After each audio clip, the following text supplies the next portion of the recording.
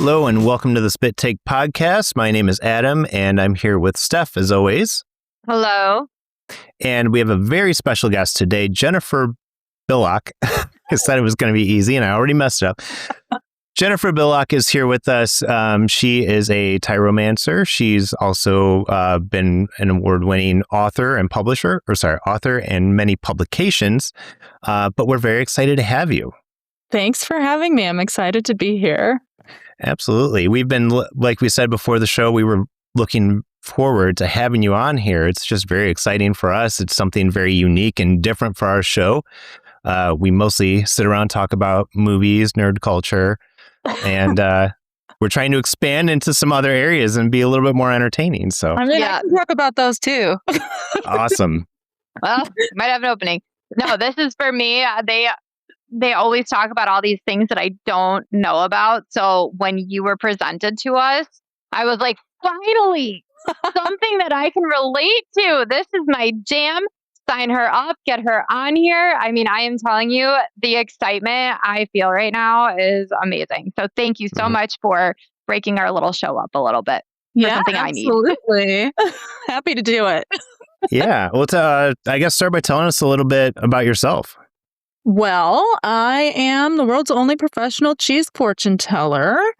I'm also, sorry, my calendar just made a noise. I'm also a journalist and an author. I write mostly travel and food. I am working on my 9th book right now. Wow. Jeez. Yeah, I also do everything. Too much? You sound like that. Yeah. That's so cool. I know. I'm so jealous. What is your favorite place you've gotten to travel to and experience? Antarctica. Really? Yes. My husband and I eloped there.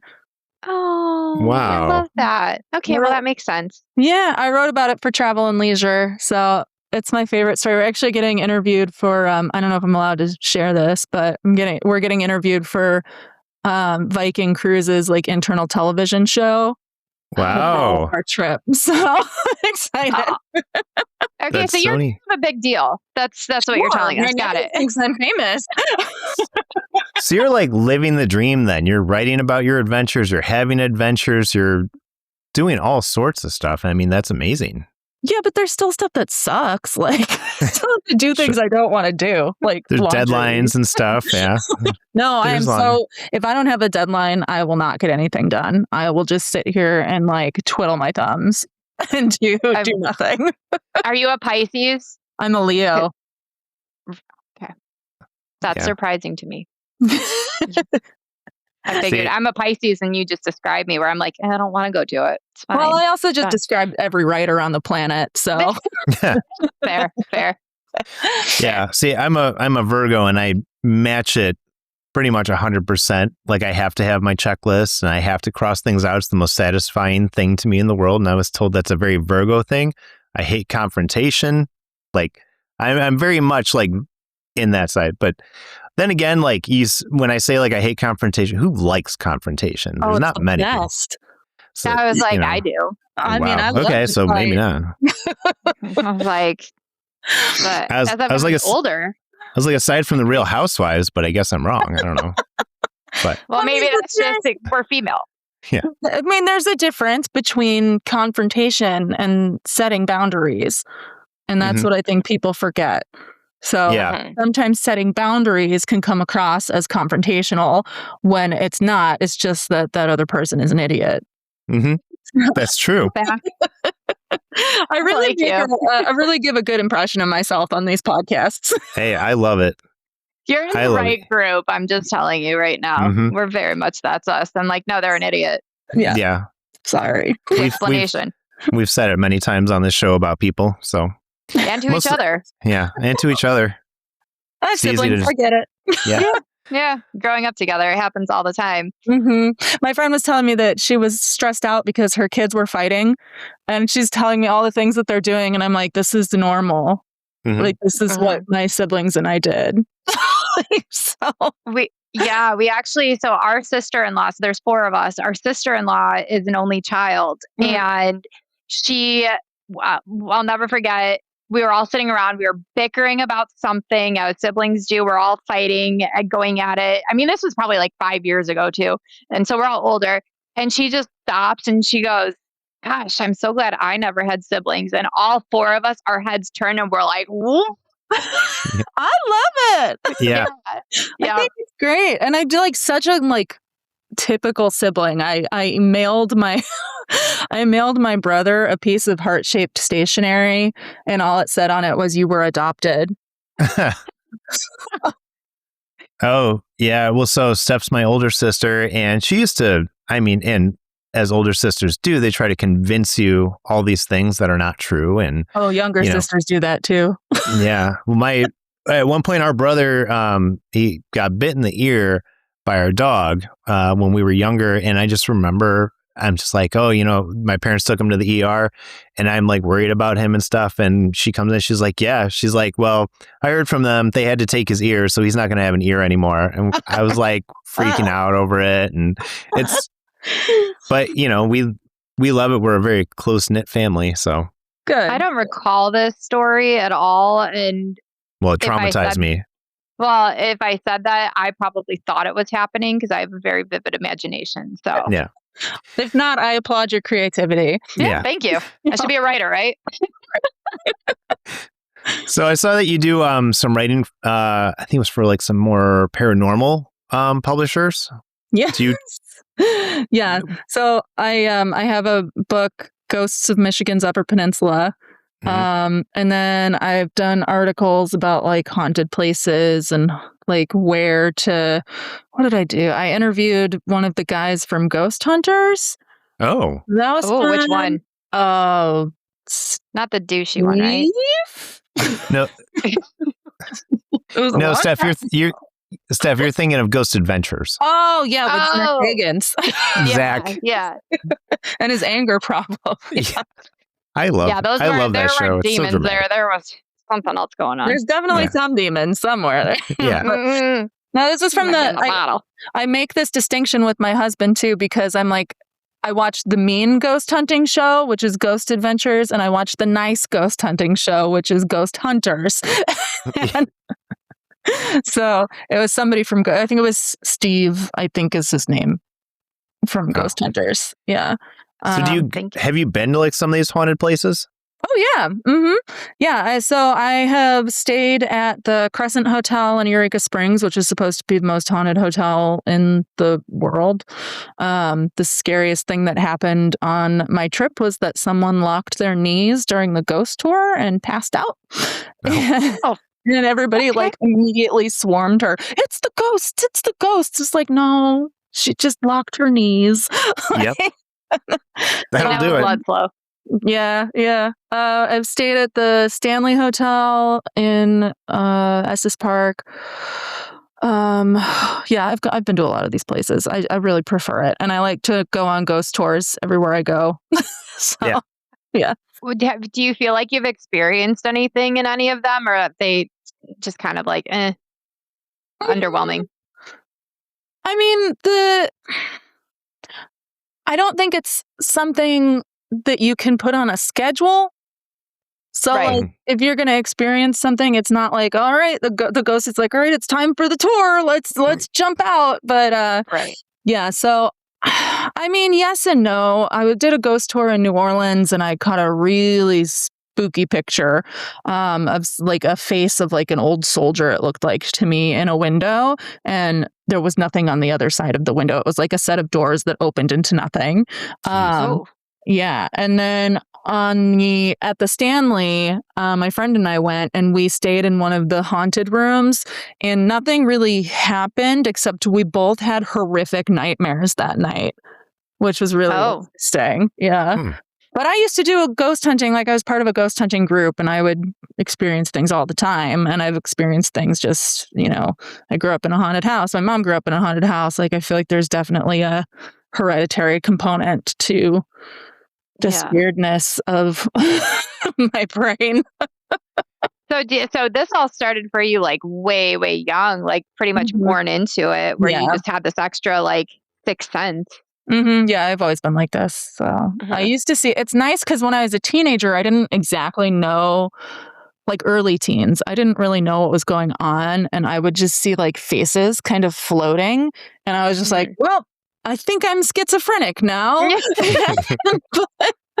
But I eventually figured out what it was and learned how to manage it. So, yeah. So do you feel like they just they're gravitating more towards you as well because you can see them and feel them? Or do you think that, I guess for like, I have experiences a lot, but Adam really doesn't. And they never believe me. And I'm like, no, it happens all the time. And I'm just like, I'm curious if it's just because, like, is it something where they gravitate toward you because you're more on that spiritual side and can kind of see that? Or do you think it's just kind of like happenstance? I think it's a combination of both. Like, I think definitely there's definitely an opportunity for like, trying to think of the word that they use for it in Ghost Hunters, but it's like when the same like haunting occurs over and over and over again, like there's an opportunity truly to just like stumble onto that. But I also feel like there's an ability on that side for those spirits to come like to you, be like, hey bitch, what's up? Right. Yeah. Okay. So, yeah.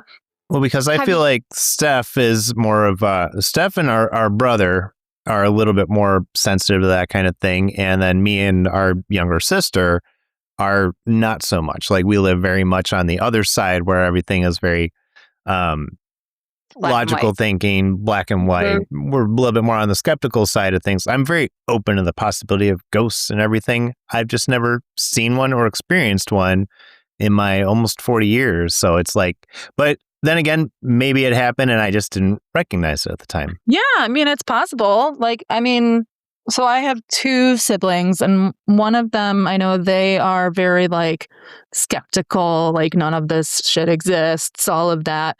My brother won't come out and say for certain what he thinks. And I'm like, so I know you've had a near-death experience. Tell me. And he just does not. He doesn't want to talk about it. So, yeah. Well, when I was, so I did a tour in Afghanistan back in 2008, and Steph sent me some protection crystals, semi-protection crystals there. And I was like, this is a bunch of bullshit. But I'm like, but also at the same time, I'm like, I'm not going to rule out anything. Like, I'll take them with me. I'll put them in my bag. Those crystals stopped a bullet. That's right. That's what I'm assuming probably happened. Yeah, of course. But yeah, so I mean, it's one of those things where it's like, I can't 100% discount it. So you know what? Better safe than sorry. Yeah, I think that's fair. I think I definitely think that's fair if it's something like you can't necessarily say that it's not accurate, you know? Yeah, it's just like a lot of things, you take it on faith and you just, what's it going to hurt? Yep, exactly. Yeah. Nothing. I saved your life. You're welcome. That's right. We'll go with that. You got so many bullets with those crystals. So many bullets. Yeah. Yes. I tried, it was made with love. And then he brought them back. And when he came back on his leave, and I think I cleansed them and I, said my piece, I said my words, and I was like, all right, full of new energy now. Here you go. So you're welcome, good, brother. Good. Yeah. But yeah, and so you're published in a lot of different things. I think I saw it was you were in the New York Times, Smithsonian, even Playboy, which is awesome. Yes. I had a column with Playboy for like a year. It was really entertaining. I'm a big fan of the magazine. But that's awesome. Like, what kind of stuff were you writing for them?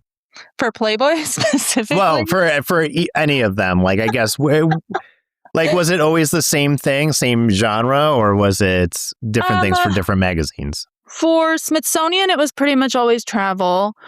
I do write for a lot of food-focused magazines. Playboy was unique. It was a column about the weird kinks that people have. And that was very entertaining.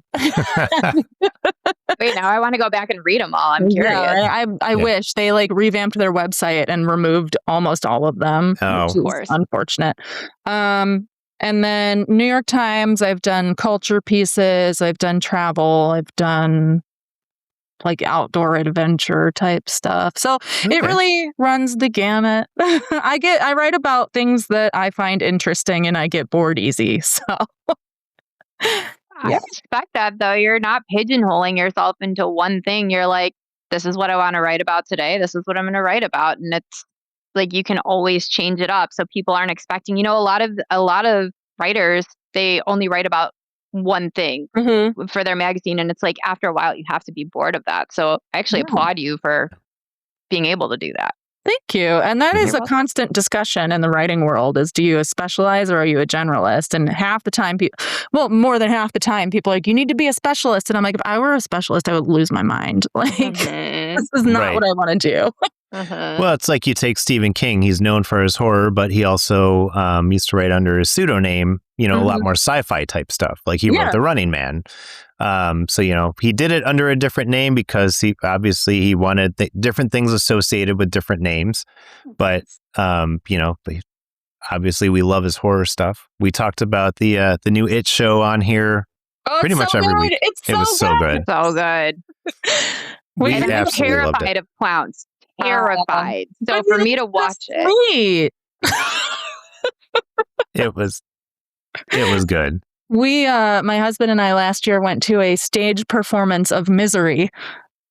Oh, really? Amazing. I absolutely loved it. I keep saying like, that's one of the movies I have on my watch list. And every time it comes on, I don't watch it. And then it leaves the streaming channel when I finally sit down to actually watch it. Yeah. I mean, obviously everybody knows the premise. It's been parodied in so many different shows and movies and everything, but tough to beat James Caan and Kathy Bates. Yeah, that's true. It's a good pair right there. But yeah, no, we were huge fans of the new It movie or new It show. Very. The first episode was very graphic. It was intense. That's for sure. I don't want to give anything away, but it was very graphic. So. Yeah. It was so much that I was like, I don't know if I can continue to watch this. Same. And then I was like, I know I love it so much, so I will just give the second episode a chance. And then I was hooked. Yeah. Did you cry in the last episode, though? No, I didn't. Sobbing. I was like, he's with his parent. Yeah. I was like, what was the kid's name? Richie. My husband did. I'm pretty sure. But I was just like, that's so, I thought it was the greatest scene when he went running by Pennywise and flipped him the bird. Oh, yeah, so that was awesome. I loved when Pennywise is like leading the kids and he's got his little tuba or whatever. And he's like, boom, boom, boom, boom. That was amazing. Well, nightmares about that, I'm not going to lie. And then when he's frozen, just about to eat the general's head. Yeah. He's just there. And I'm like, no. They had such an opportunity there for the general to reach out and go boop to his nose. It's just such a crazy show. Yeah. I'm going to start my own. You should. I support it. I mean, listen, I think they were renewed for 3 more seasons or something like that? Yeah. And every season goes further back in time. It's a really cool premise. Yeah, I really like the whole idea of that he lives outside of time. So in any of these seasons, there's still an element of danger to the people because we don't know. You know, he could change things in the way it worked out. So exactly. And then we get a new movie. It's genius. Genius for money. Just keep making these movies. I mean, hey. Yeah, and I think Stephen it was King needs more money. It's fine. Of course. Don't. Don't. I don't know what I was gonna say. Yeah. Well, and it was done by Andy Muschietti, who I don't know if that's how you pronounce his last name, but close enough. But he also did the Chucky series on Sci-Fi, which was amazing. I loved that show. It was so good, and I was so mad when they canceled it after season 3. So mad. Yeah. But Chucky never dies. There's more movies that they're planning. It's just like it left it at such a cliffhanger. Yeah. And I was just like, oh, I hate when they do that. It's like, I'm so invested in these characters. I want to know what happens to them. But they've never left a loose end in the Chucky universe, which is what makes me happy. Even in the movies, when they leave some kind of like, what happened to this person? Where did this all go? It comes back in some type of, either movie or show later, and you get to see what happened to them or like see them live out their lives. So it's, it was fun. I liked it. But I think he's killing it with those shows right now. Like, he just knows what he's doing. His last name is Machete? Because I think Machete. that sounds... Yeah. That's probably how you pronounce it. I hope so. Like, it's a very Italian name. It's like Musciatt. Yeah. Something like that. We've just renamed him. Machete. Yeah, Machete. Andy Machete. That works for me. So how'd you get into Tiromancy? Well, I have been doing divination since I was little with like sticks and rocks and all sorts of things, anything I could find. And during COVID, I got bored. So I Googled weird ways to tell fortunes with food. And I found Tiromancy, and I was like, I love cheese and I love divination. This seems perfect. So I taught myself how to do it, and here we are. Well, there you go. COVID changed us all. That's right. Some of us watched The Tiger King. Some of us learned how to do divination with cheese. Oh, I did both. Like we can. I did both. Yeah. Yeah. I got married during COVID. That was I'll tell you, that was a shit show. Yeah. We had our wedding was planned, like, because we had booked our venue in September of 2019. I think we had already booked it. Like, had it been like October or something. Right after we got engaged, like within 2 weeks, my wife already had put the deposit down on a venue. We had started arranging everything. We were on track. A few months later, they shut down. It was like, it's a couple of weeks. Okay, no problem. We can survive a couple of weeks. Month goes by. Now we're like, we need to start talking about what we're going to do. 2 months goes by. It's like, all right, I think it's time to cancel this. And so we canceled we got our deposit back, which was great. We ended up throwing a small wedding in our friend's backyard with 50 of our closest friends. And minus you, because you were dating that douchebag who said he had COVID, which I'm pretty sure was lying. But in any case, we threw a nice little backyard wedding, and it was a ton of fun. I will say we had such a great time. You're always kind of like, I wish we had done the big thing, but at the same time, you work with what you got, and we did have fun, but it was not what we had planned on. And then we ended up going to Gatlinburg, Tennessee, instead of the Riviera Maya in Cancun. Yeah, and got pregnant a day later. Boy, congratulations! Yeah, we did it all. My daughter was born exactly 9 months after our wedding. So that's hysterical. Yeah. So yeah, we were thrilled. It's like, yeah, and I didn't believe her. I was like, 2 weeks after our honeymoon, she's like, oh yeah, she's like, I took a pregnancy test. I'm pregnant, and I'm looking at him like, kind of looks like there might be a line. I don't think so. And then so I just crushed her excitement and didn't realize I did it at the time. And then women, am I right? Yeah. Well, and then she went out and got a digital one that says pregnant on it. So it just said pregnant. And she was like, here, deny this, motherfucker. And I'm like, okay. I'm like, okay, fine, you're pregnant. I get it. I'm very excited. Well, that's great. Yeah. So that was COVID for me. That was a lot of fun. I was eating a lot of cheese. Yeah. That's also a good way. I want to know, okay, so you taught yourself how to do this, and then were you just like practicing on friends, family, or were you just like, let's do this? Yeah. So I already knew how to read tea leaves and do other forms of divination like that. So it's very similar to that, where you're looking for shapes and patterns. So once I learned all about it, I kind of had a good handle on how to do it, but I still did some free workshops, some free readings for people, just to make sure that I actually knew what I was doing. And sure. Then it's so hard. What did you say? It's got to be hard. So do you have them slice the cheese, eat the cheese? I think I was looking at your Instagram, and I was I was getting it, but it was like right when we found out you were coming on the show, and then they made me wait like 2 months. So, So it depends. It depends. I want my clients to do whatever they feel is correct to do with their cheese. So if they want to take a bite out of it, they can.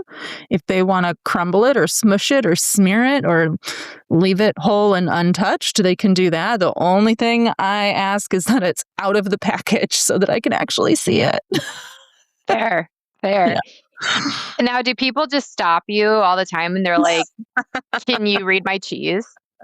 No, that hasn't happened yet, but I do go to events around the city and like restaurants and things and just other stuff. And people are like, oh, you're the cheese lady. I'm like, yeah, that's me. And they're like, if I had this cheese, could you read it right now? And I'm like, probably, but I'm like on a date with my husband. Like, hey, we could do this some other time. Here's my Insta. Here's my Venmo. Once I see that Venmo come through, we'll discuss. Exactly.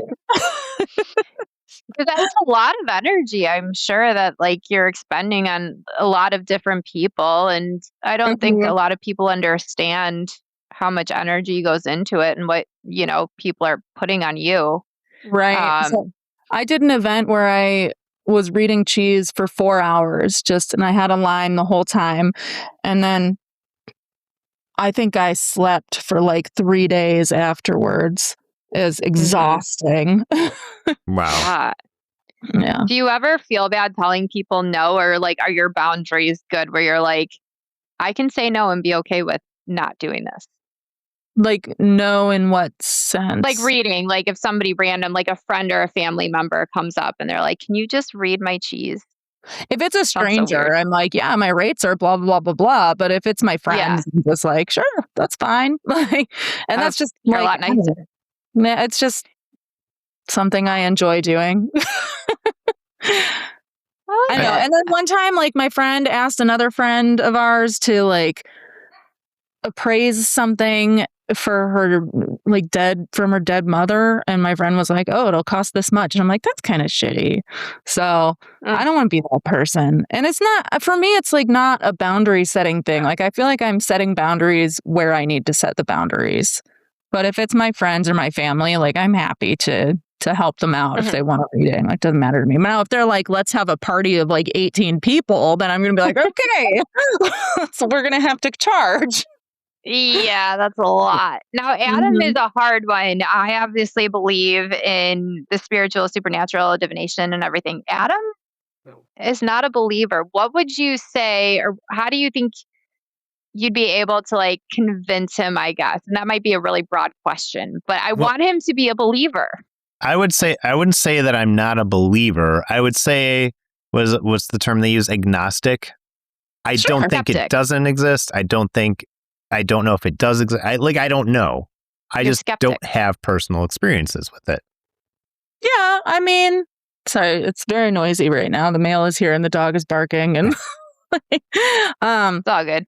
Yeah. So I will say that I get a lot of people dragged along by their partner who are very much like, I don't think this is real. But oftentimes when I'm done with their reading, they're like, holy shit. It's been changed. So my advice or my suggestion would be to just give it a chance.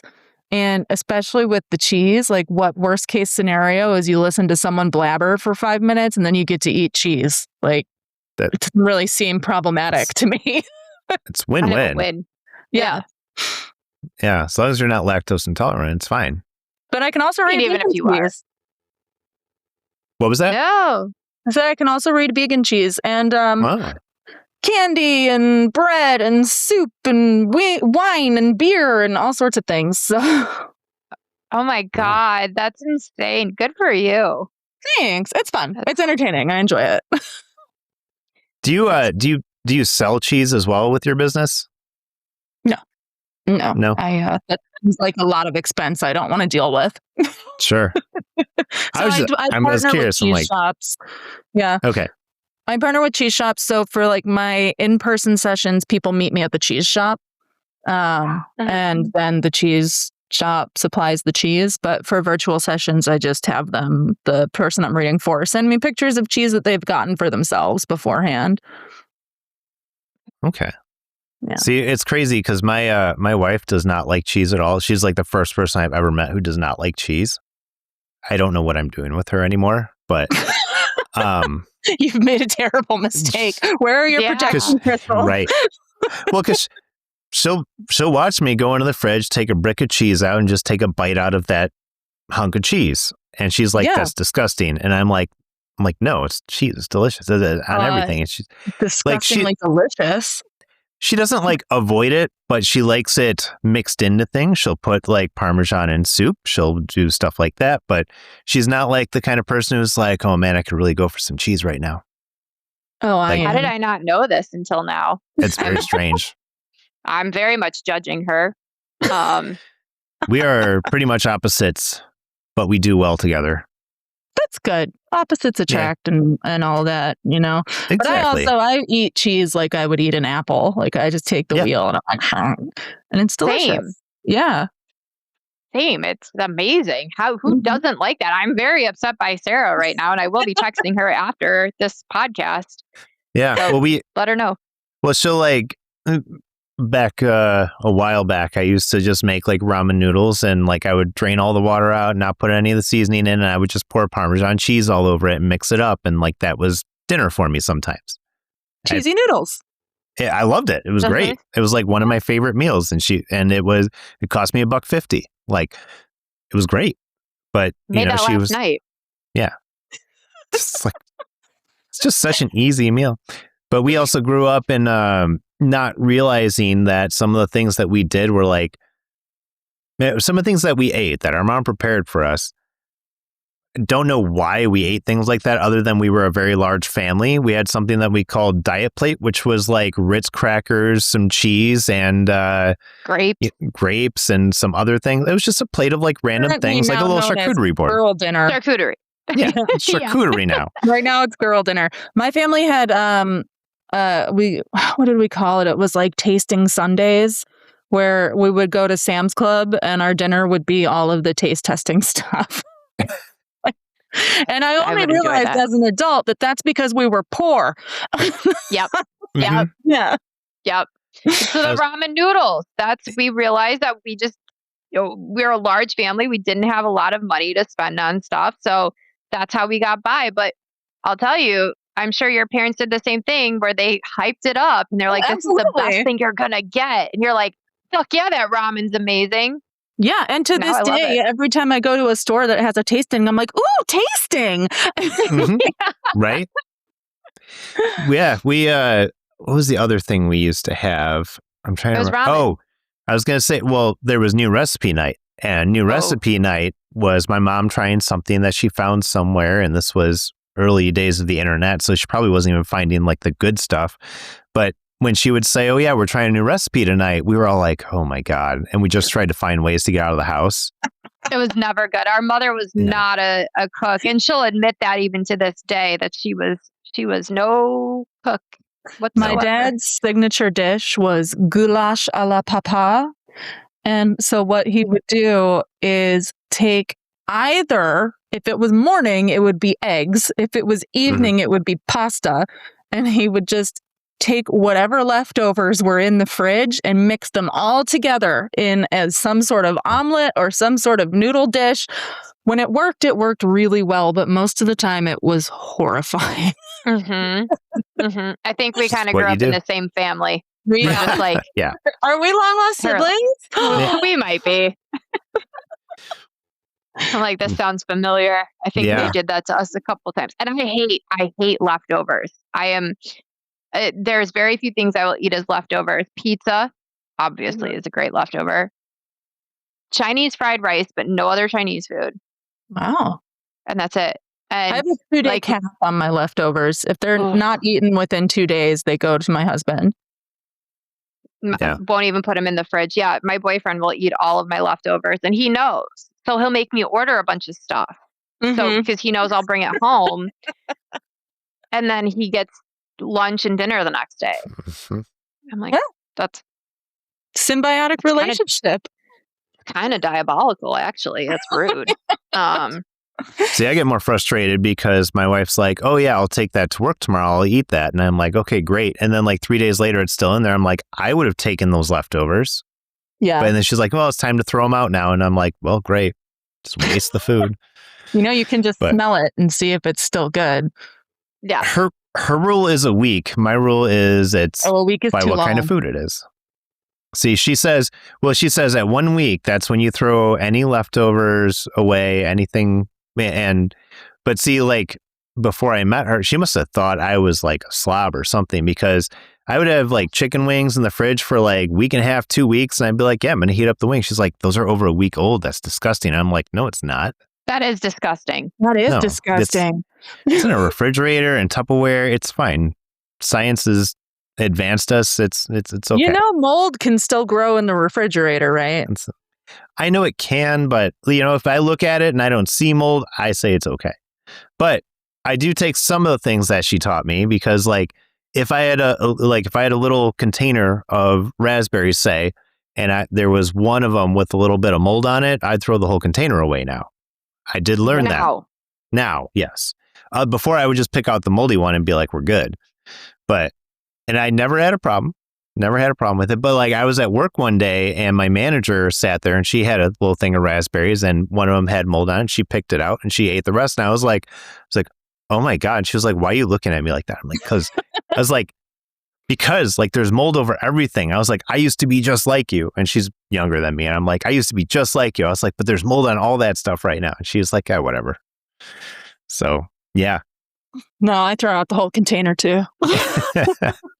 One whisper of mold and I'm like, nope, in the trash.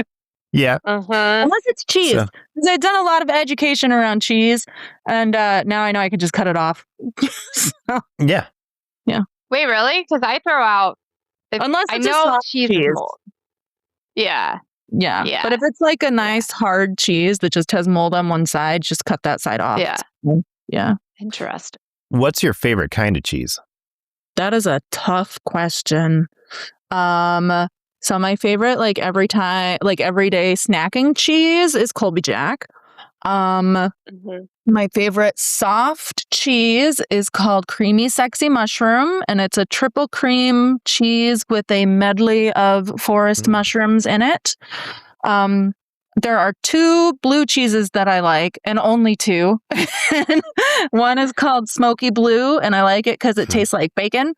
And the other is called the Blue Jay, and I like it because it just doesn't taste like blue cheese to me. But I'm kind of on a kick right now of having this cheese called Tête de Moine. And what they do is they take the wheel of cheese and they set it on the spinny thing, and then they run a blade around it, and it turns into these really beautiful florets.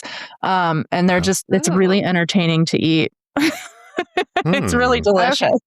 It's like a snack and a show. Exactly. Yeah. That's fair. Wow. Where do they sell that? Here in Chicago, they sell it at Beautiful Rind, which is the cheese shop I go to. But I think I've never seen it at Whole Foods because I don't think they have the twirly thing. I think it's just specialty cheese shops may be more likely to have it. Wait, I'm looking up Beautiful Rind because I want to see where in.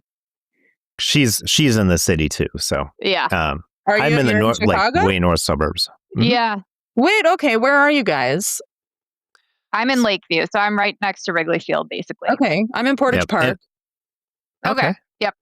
And I'm up in Lindenhurst, like 30 minutes west of Gurnee. My siblings live in Lindenhurst. Really? And my family lives in the Gurnee area. I'm originally from the south side, but went to school and everything up in Gurnee, and then moved back to the city after. Oh. Don't by chance know the Riders, do you? Like Nick Ryder? Like Ryder? Yeah, I know Nick. Yeah, his brother, I think. That's so funny. Yeah. The world just happened. Yep.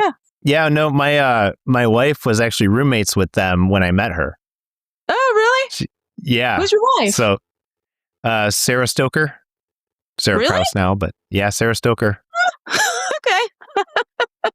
Yeah, do you know her? I've met her. Probably.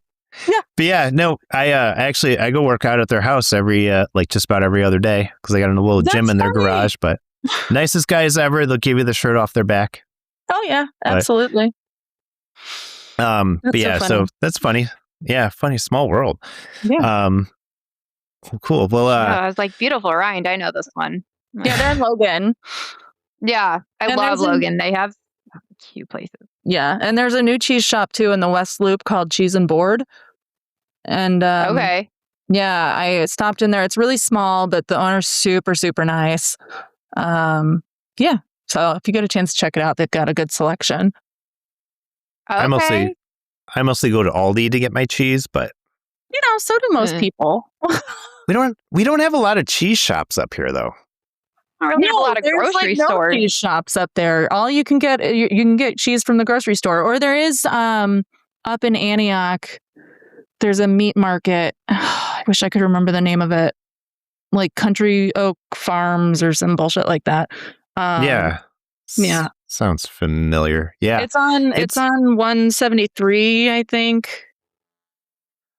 I will say, so I used to work in the office building above Ogilvy Station, and every Wednesday the Amish market would come, and they had some cheeses there that were so good. There was this jalapeno cheese they had every week. I would buy it, and I would go down there and I'd buy the cheese. I think it was like $6-7 for little pound of cheese, and I would just have it upstairs. And it was like the thing I would do is I would just take a bite out of that cheese. And Stamper Cheese Company does deliveries in the city and in the suburbs. Stamper? Mm-hmm. Take a note of that, Stamper. You had this amazing cheese and you never brought it home to share with your favorite sister. It never made it home. Yeah, that's probably true. Yeah, no, it was so good. And the Amish know how to make some cheese, I'll tell you that. Yeah, they do. And peanut butter. Yeah, well, I was getting, scorpion pepper cheese from Aldi, and they stopped selling it. And I was so mad because I was making these grilled cheeses with the scorpion pepper, and they were so good. I got like some nice sourdough bread, and I put it on there. They were like the best grilled cheese sandwiches I've ever had. But they stopped selling it. So I love spicy. So good. I'm like, ooh. I think mild salsa is spicy. No. Oh no. Okay, don't go to El Tapatio off of Ashland. It's my favorite Mexican restaurant if you haven't been there. Really? I've been wanting to go there for so long. No. Literally the best Mexican food you will have in the city and a great price point, but their salsa has a kick to it. So, okay. Well, maybe I just won't eat their salsa. Yeah. Yeah, don't eat the salsa, but everything else is like chef's kiss. Their margaritas are amazing. They have this cava margarita that I just get a picture of and like black out on the patio because they have a cute patio. Yeah, their patio is super cute. Yeah. We're just going to have to meet up now that we know that we're like neighbors. Definitely. Yeah. We're not weirdos, I promise. I mean, maybe a little bit, but... No, I believe you. We're a lot of fun. We're a lot of fun. Mutual friends, right? We do. Yeah. That is such a small, random world. Yeah. So like, when you said you were from Gurnee, I was like, everybody from Gurnee knows the Riders. It's true. Yeah, they get around. My people usually know my brother, so... Yeah, my wife was like in school with, didn't like knew them, but wasn't like friends with them in like high school and everything. But that was one thing she always told me. She's like, everybody knows them, and I'm like, yeah, that's fair. Yeah, that's true. It's hard, in this area, anyways. Yeah. Oh, Nick, DJ Bubbles at Fog Cutter. Yep. Well, so Fog Cutter is where I met my wife. That's where my brother met his wife. Really? Yeah, that's awesome. It's a magical place. So do you know, when did you go to Fog Cutter? Did you frequent it? Yeah, back when, I want to say I started going there in like 2017, probably like 2017 through like 2020, like before I had kids, basically. Okay. Yeah, we used to go there a lot. And then we still get breakfast from there once in a while. And their breakfast is so good. It's amazing. That's so funny. They're making me hungry all the time. Yeah. I tell people all the time, I'm like, listen, you want some really good food? I'm like, go to Fog Cutter. And they're like, you mean that shitty little bar on the corner of 45 and Grand? I'm like, yes, go to the Fog Cutter. Andy went to the Cordon Bleu. Like, he's classically trained. He's amazing. Andy's great. Yeah. Every time I see him, I walk in and he just pours me a drink. He's like, here you go. I'm like, great. He's wonderful. Did you ever meet a short, petite girl with curly hair named Erin Fahrenbach? No, I don't think I did. Okay. That's my sister-in-law. Oh, okay. Yeah. I'm trying to think, like, if I saw her, I'd probably be like, oh yeah, I remember. You probably but, like, would. we used to go there pretty much every weekend. Like, we would go there Friday and Saturday every weekend. We knew everybody, but that's the kind of place where everybody knows everybody. Yeah. That's like, how I would have heard of your wife. Oh yeah, probably. But she was I was a regular definitely there. in the fog cutter crew for quite some time. Yes, probably she was ripped too. shots with her. She used to be a lot of fun. Used to be. She's fun as long as there aren't kids around. Yeah, she tells me all the time because I don't have kids and I'm not married or anything, and she's like, one day I just want to come down to the city, make Adam stay with the kids in the suburbs, and I just want to go out and get drunk. She used to be in the industry too, and I was like, I mean, you're describing every weekend for me. I can make this happen for you. So you just let me know, girl. And she's like, but the recovery would suck. I'm like, well, yeah, but you can stay here and just let Adam take the kids for a couple days. It's fine. That's Then we go out, we get some Bloody Marys, get some El Tapatio, call it a day.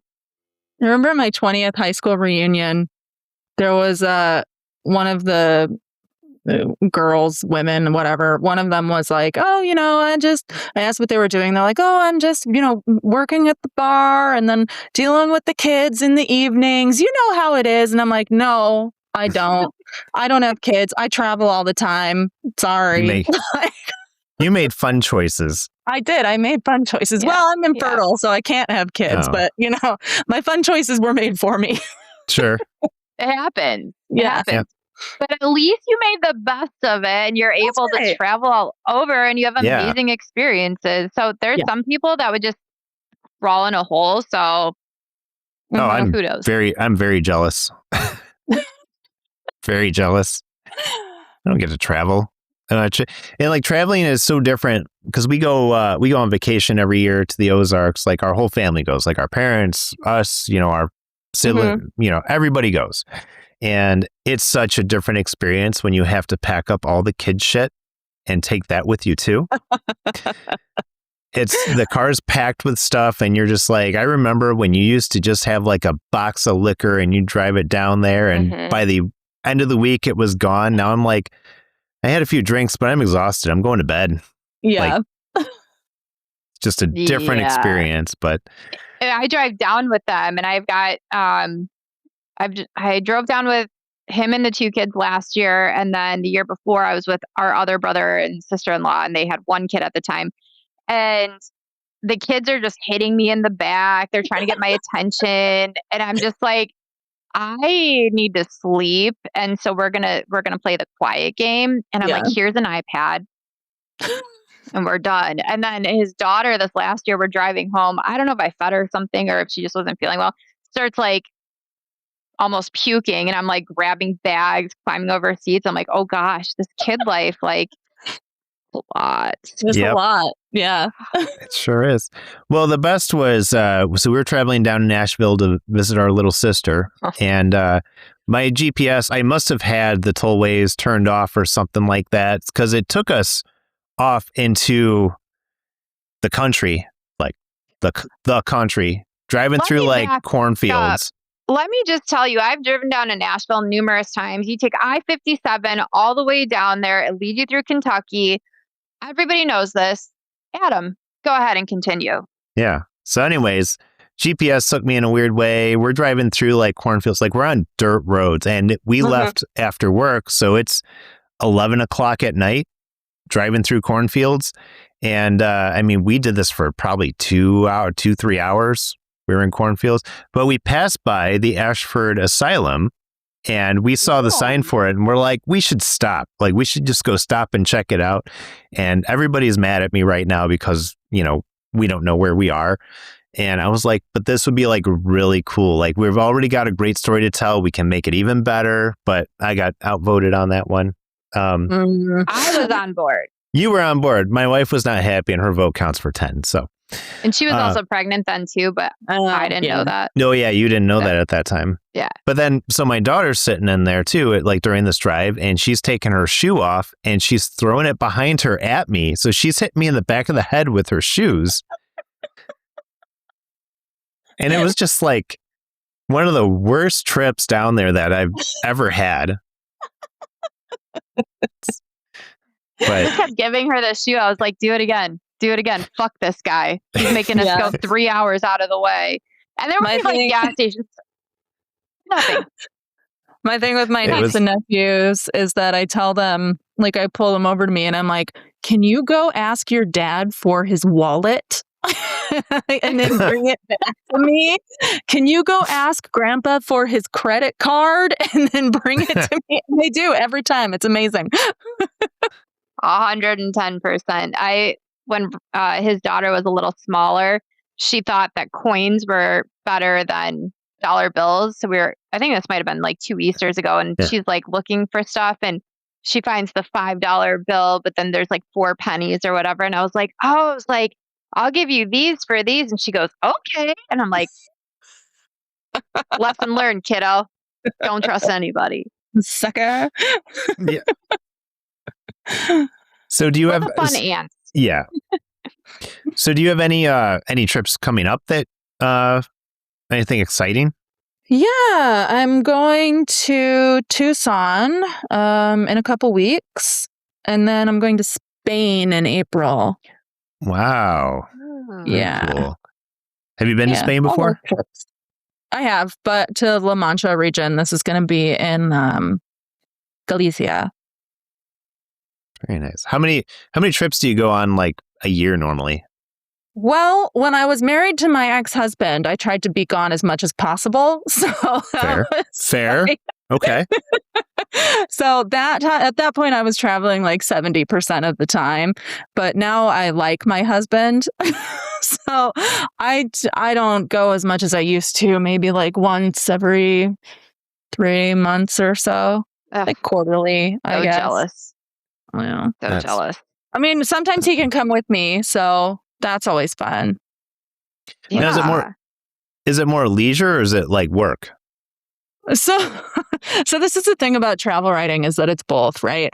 So you get your itinerary and then you go and then you're like running nonstop all day doing all this like rad tourism stuff, but then you still have like an entire day that you have to write afterwards. So it is exhausting, but it's also fun.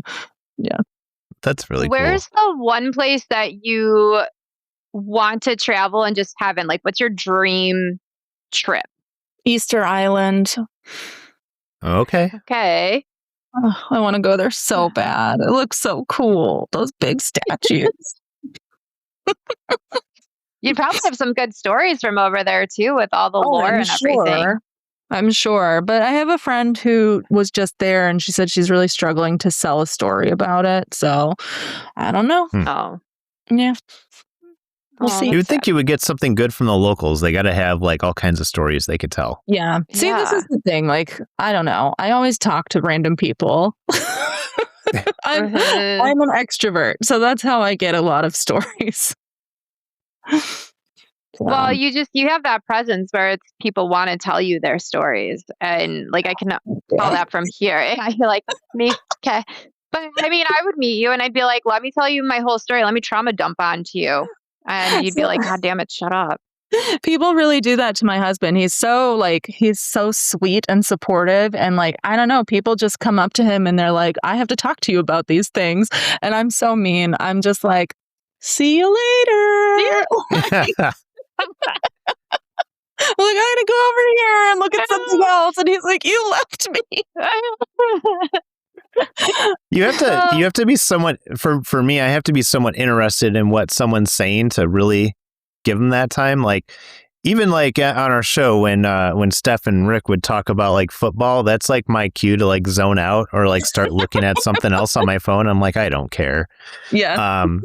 But, then it's like they'll say like some kind of movie name or something. And I'm like, all right, I'm back. What are we talking about? Like, That's my cue. I'm back. And my wife hates it when I talk to my dad because we just talk about movies. Like, when we see each other, we catch up on what we've been watching and we share it. And that's like our thing. And she's like, when the two of you start talking, she's like, I just can't stand it. I have to leave the room. Yeah. I'm like, that's pretty fair. I mean, she'll come up and she's like, fucking nerds. They just won't stop. I mean, she says it more about Adam than my dad, obviously. My dad's a nerd too, but like more about her husband here. And I'm just like, yep, you just let them go. They will talk for hours about TV and movies and whatever else. And Sarah's like, I'm like, well, let's go get a drink. Yeah. Okay. We actually have done that where we were at our cousin's little lake house and Sarah and I went out and we were going to get a bottle of wine.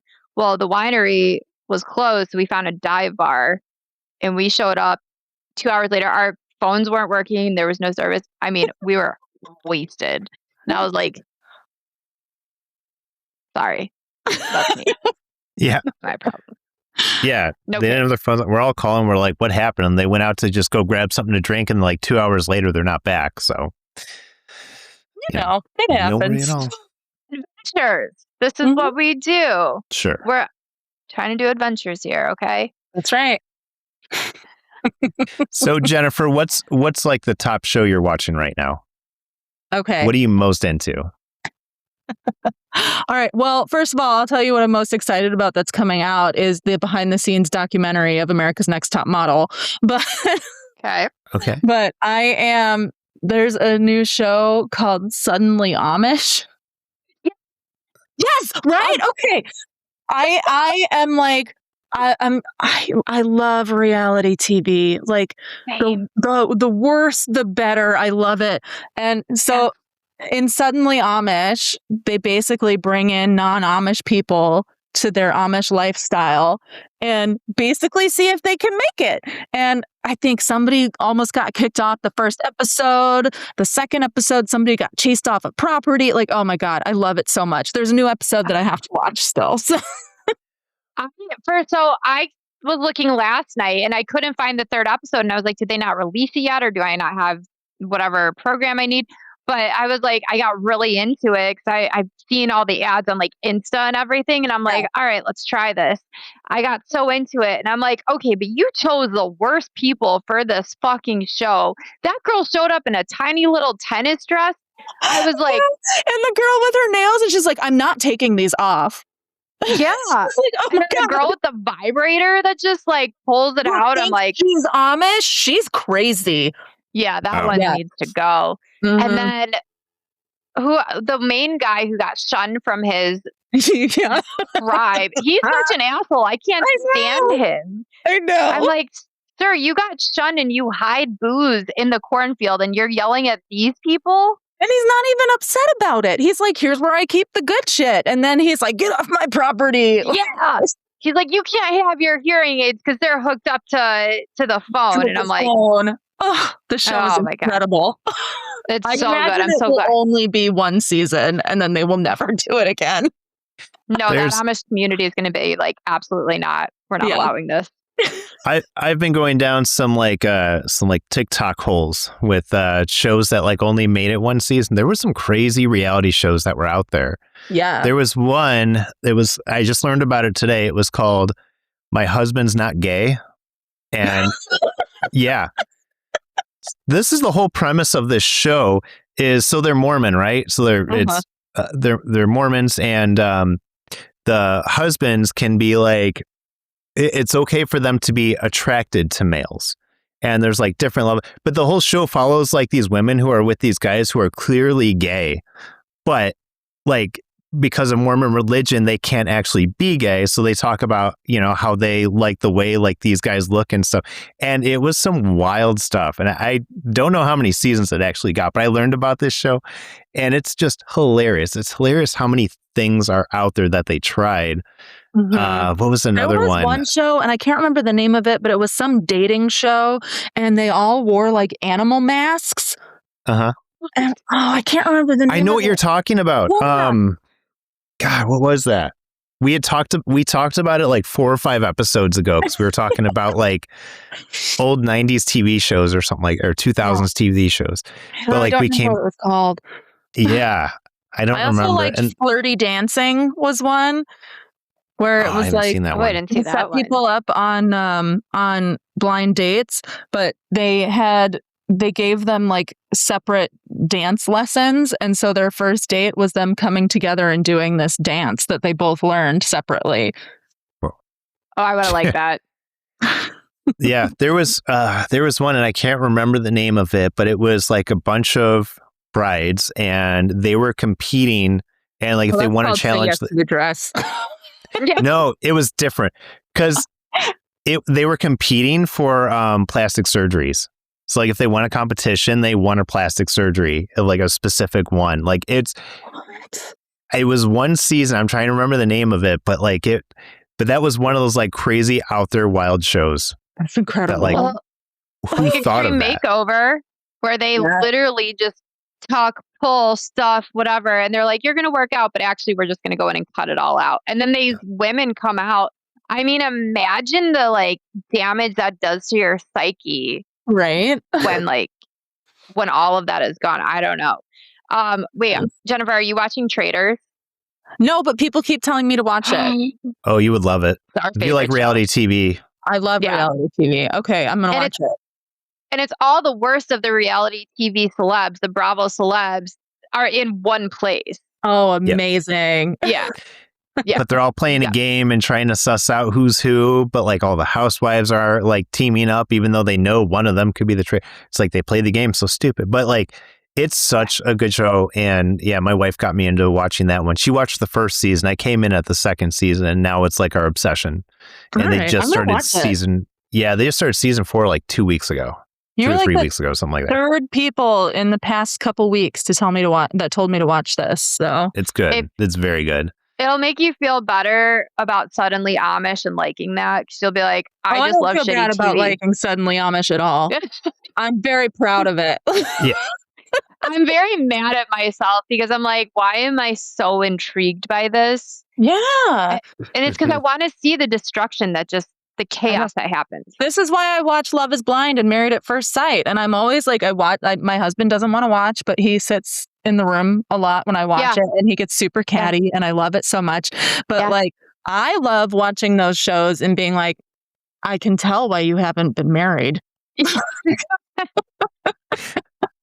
Yeah, my wife loves reality TV. I'm not a big fan of reality TV, but same thing. Like I'll be in the room, like scrolling on my phone while she's watching something, and that's how I got into Below Deck, which I love. Oh yeah, yeah. Just the original though, with Captain Lee. The other ones, I'm like, I don't care about. I loved Captain Lee. He was like the reason I watched the show. Captain Lee and Kate, the best. Yep. But then every now and then something happens on one of her housewives shows. I'm trying to remember if the one housewife who got arrested for like the scams or whatever, but they had the episode where like the SWAT team shows up and like they're looking for her and coming after her and stuff. And I'm like, okay, I'm watching. This is my kind of show. You also didn't narrow down much there. I'm pretty sure that happened in a couple of them. So. Yeah. Maybe. But that was the one I saw. Like I like looked up. I'm like, okay, hold on. I'll watch this episode with you. I want to see the SWAT team take them down. It's great. There was also a show called MILF Manor. Yeah. Yeah. That one, I didn't watch that one. I was just like, this kind of grosses me out. It's just, you got to think like somebody pitched it as a joke and somebody was like, that was a great idea. We're going to do that. Like, it might stick. You never know. This sounds like how someone would get into reading cheese. Yeah. Well, listen, there's weirder hobbies out there. Oh, I know. I wrote about them for Playboy. Got through my boyfriend like has a bunch of like older Playboys like when it was still print. Do you think that any of your stuff was in print? There was one that was about male erotica writers, but all the other ones were online. Oh, yeah. Interesting. Well, yeah, it's like, if I find it, I'll send it to you. Thanks. Yeah, I mean, you could have gotten into taxidermy or something too. That's, I would have thought that was weirder than reading cheese. Like, I don't know how you sit there and like, I'm gonna take this dead animal. And I apologize if that's one of the hobbies you picked up during COVID, but it's not. But thank you. Yeah. I was like, I'm saying this, and then she's gonna be like, actually, that's something I love to do, and I'm like, Yeah. oh. I pulled back my camera and my whole room is full of taxidermied animals. Yeah. I know. I saw Adam's face as he's like saying that, and he's like, "Oh, I was like, I gotta be safe. I was like, gotta save this." I don't know enough to make this comment yet. And I'm like, but I'm gonna finish it. It's fine. Oh, that's great. Well, excellent. Well, I think we're about out of time. So I guess where can people find you? How do they get in contact if they'd like a reading? Yeah, so I'm on Instagram, Threads, and TikTok at KitchenWitchJB. Also, I have Substack, is kitchenwitch.substack.com, and there are tabs at the top, one for Tiromancy and one for all the other witchy services I offer. I've got a book coming out next year about Tiromancy, which is going to be exciting. And my friend and I are just starting a new podcast called You've Got Hate Mail, so watch out for that. Excellent. We will subscribe. I can't even say it. I'm like, yeah. Got it. Well, great. Well, when your book's coming out, we'd love to have you back on the show and help you promote it. Yeah, absolutely. That'd be great. We've had so much fun with you. Any last words? Anything? Suddenly Amish is really good. I have a feeling we'll be talking about that in upcoming episodes. Yes. I'm sure. Yeah. Yeah. So because now I'm very interested to watch it. It sounds like a fun premise. And who knows? Maybe I'm just going to start getting into reality TV. Hey, why not? Finally. Maybe I'll have to get together because we're all basically neighbors and know each other. So yeah, absolutely. So you can go to all the little witch stores, and then there's so many cute ones. On that note, Into the Feral is having a Valentine's Day market. It's not on Valentine's Day, but I'll be there doing an Imbolc festival on the 1st, and I'll be there doing cheese fortunes. Do you do I was going to say, do you do events? Oh, yeah. I do tons of events. I just got invited to a private yacht party today. Wow. To do cheese readings on a private yacht. That's pretty. I just did cheese readings for the after party of the Banshee Awards on Sunday. I've done weddings. I've done bachelorette parties. I got invited to a movie premiere, just all sorts of things. Yeah. That's Very so cool. It's fun. I think I saw something. Didn't you do something for the NFL too? I did. Yeah. So I did a partnership with Snickers and the NFL, where all of the NFL mascots of the teams that participated took a bite of a Snickers bar and sent me a picture. And I gave them customized Snickers-based fortunes for the football season. That's so cool. That's awesome. I love that. Yeah, well, I will be promoting you. Official Chocomancer. That's so cool. Yeah. Absolutely awesome. Well, thank you again so much for coming on the show. It's been so much fun talking with you. You're definitely one of our people for sure. And we definitely hope to have you come back sometime soon. Awesome. Multiple times. Oh, anytime. I love it. We're basically. I think I got your email, so. Yeah. All right. And to our listeners, thank you everybody for tuning in today for our special episode with Jennifer Billock. Make sure to check out her Instagram and reach out to her if you would like your reading done. And we will see you next time. Hey.